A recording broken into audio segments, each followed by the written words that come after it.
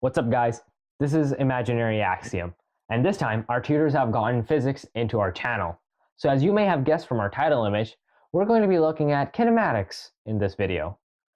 If you don't know anything about physics yet, or you just need a refresher on previously learned concepts, you're in the right place.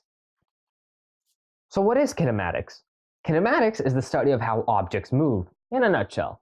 We don't take into account the individual external forces acting on the object in kinematics. Lesson 1, the video you're watching right now, discusses the three fundamental concepts of kinematics: displacement, velocity, and acceleration. We'll briefly define and explain them in this lesson, but as we progress throughout the unit, we'll elaborate more about these concepts, such as the four kinematic equations, reading time graphs and rate graphs, and even projectile motion. Before we talk about displacement, we have to backtrack a little bit and talk about distance. Or actually, let's go all the way back and talk about position. What is position? Position is generally defined as the specific location of an object in space with reference to an origin. So a typical example is to refer to a Cartesian plane used in mathematics to explain the position of a dot or a line on the graph using coordinates. Suppose the coordinates of a person are 2, 2, with reference to the origin being 0, 0. Usually, people use number lines to represent this, and we have something similar as shown in the picture. Let's say you live in your dormitory, located at point 0, and you want to go to the cafeteria, which is 1 block away on your left. Now, the arrow you see there is called a vector. A vector is essentially a quantity that describes motion using both a magnitude and a direction. You'll have a lot of fun talking about vectors in math, trust me. Now, the direction here is to the left, and the magnitude is 1 block. What we have looked at here just now is a one-dimensional vector diagram. On our next lesson, we'll focus on explaining displacement using two-dimensional vectors. So now that we've set you in the right direction, no pun intended, we can introduce distance and displacement to you. Speed is a measure of how fast an object is traveling per unit time. Distance is the total length of the path that the object traveled. Now, note that both speed and distance are scalar quantities. A scalar quantity is essentially a measurement that takes into account only magnitude, but not the specified direction that the object actually traveled. On the other hand, we have displacement, which is a vector quantity that describes how much an object travels in a particular direction. It's otherwise known as the shortest distance that an object takes to reach its destination. Just look at the picture here. To get from point A to point B, the total length of a path is represented by that blue dotted line, labeled distance. And the shortest length, or displacement, in position is represented by that red line. You see how it cuts straight through? Yeah, that's because it's just checking from your initial position, A, to your end destination, B. What is the shortest path? That is displacement. Okay, so let's go back to our example to get some easy practice in. Let me shoot 2 questions at you so you can pause the video and think about the answer. Let's say a typical guy named Luke lives in his college dorm. Now, he goes from his dorm to his cafeteria for lunch, and then he runs quickly to his physics lecture. The first question I'm going to ask you is, what is the total distance he traveled in blocks as a unit of measure? Second, what's his overall displacement? Pause the video now and think about the answer. All right, I assume you did the question, and we're back. Okay, so first of all, let's go over the question. What is the total distance that he traveled in blocks?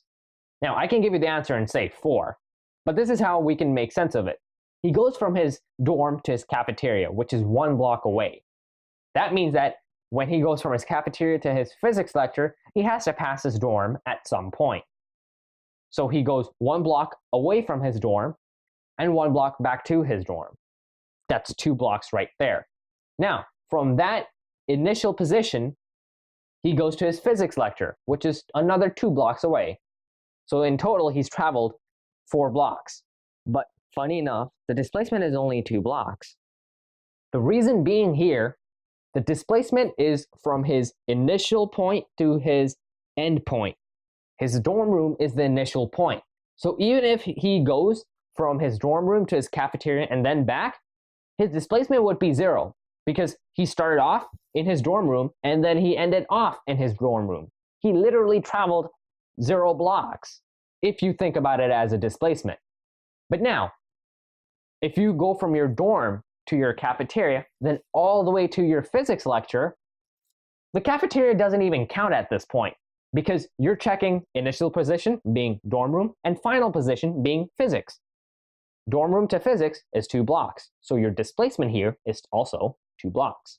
Okay, so we talked about speed earlier, and we said speed is the total distance over time, and we also said it was a scalar quantity. Well, let's introduce a new term called velocity. Now, velocity is the total displacement of an object over time. It's a measure of the rate of change in the position of an object over time. It's similar to speed, but not quite, because it involves measurement of displacement, not distance. And therefore, it's also a vector quantity that talks about motion in a particular direction. Consider this. It takes you 20 seconds to run a full lap around a 400-meter Olympic track. Now, your speed would be 20 meters per second, obviously, because every second you're going 20 meters. But your velocity is 0. Why? Because your displacement is 0. You ended up starting and ending at the same exact position. Strange, isn't it? So velocity is a measure of the rate of change in position, but acceleration is the rate of change in velocity. Acceleration, as you may have heard, is how an object changes its velocity, either by slowing down, speeding up, or even turning. Now, the most commonly spoken type of acceleration is acceleration due to gravity. And if you've ever heard of that 9.8 meters per second squared, that's the acceleration speed of gravity on Earth.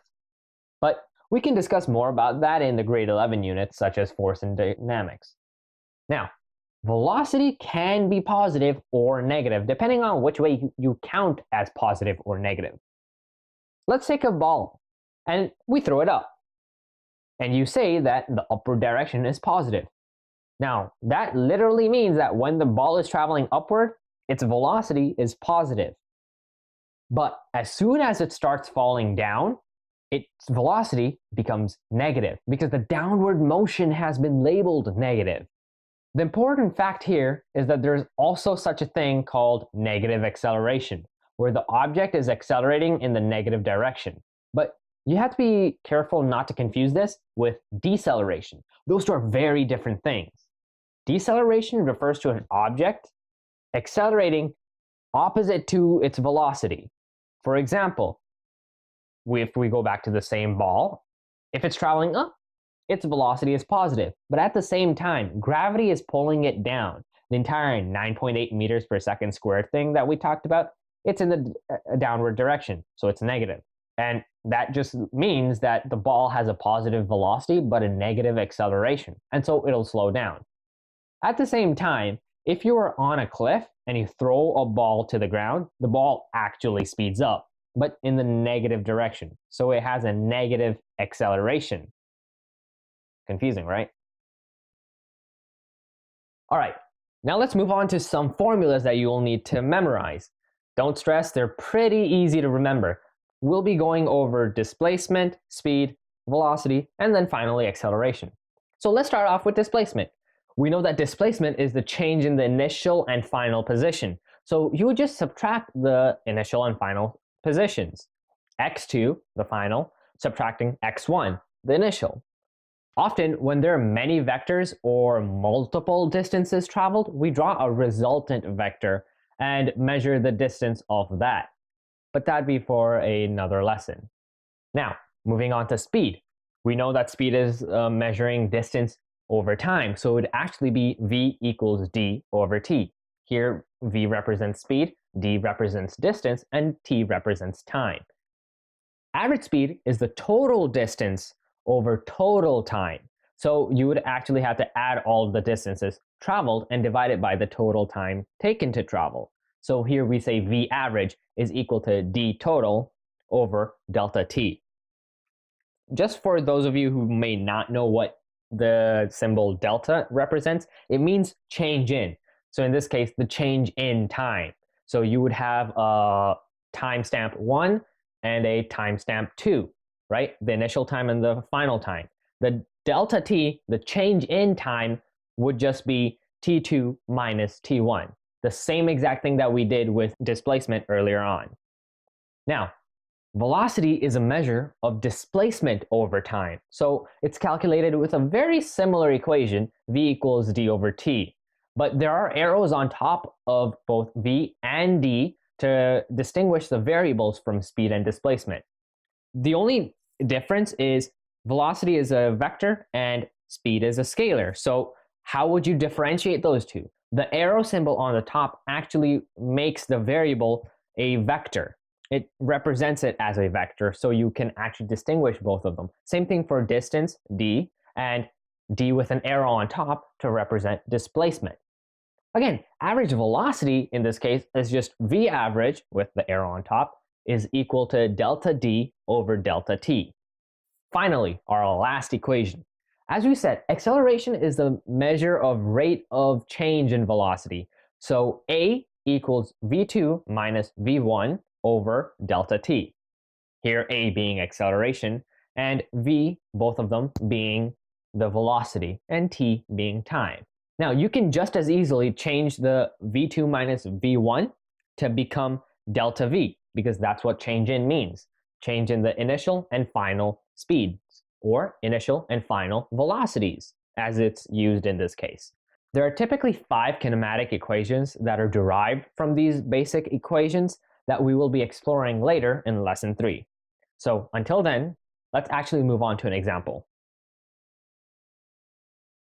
All right, why don't we wrap up this video with a simple word problem for you to solve? Here we have a truck driver that drives from town A to town B at 80 kilometers an hour due east for 2 hours. He then drives to town C at 100 kilometers an hour due east again in 1 hour. Next, he drives to town D, which takes him half an hour, 0.5 hours, when he drives at 90 kilometers an hour. Finally, he drives back home to town A in the westward direction. First question, what is his average velocity for the trip? Second, what is his displacement from town A to town D, assuming that he's only traveled east? So in this case, displacement is equal to distance. A little hint for you. And lastly, what is his average rate of acceleration from town A to town D? Shout out your answers in the comment below. Our solution will be up there soon. All right, that's all for this lesson, folks. Today we skimmed through a broad definition of key terms and concepts that set up the stage for our further lessons. Lesson 2 is based on drawing vector diagrams in 2 dimensions to explain displacement motions. Until then, you can also check out our math and chem help that we offer and subscribe if you enjoyed the video. See you soon.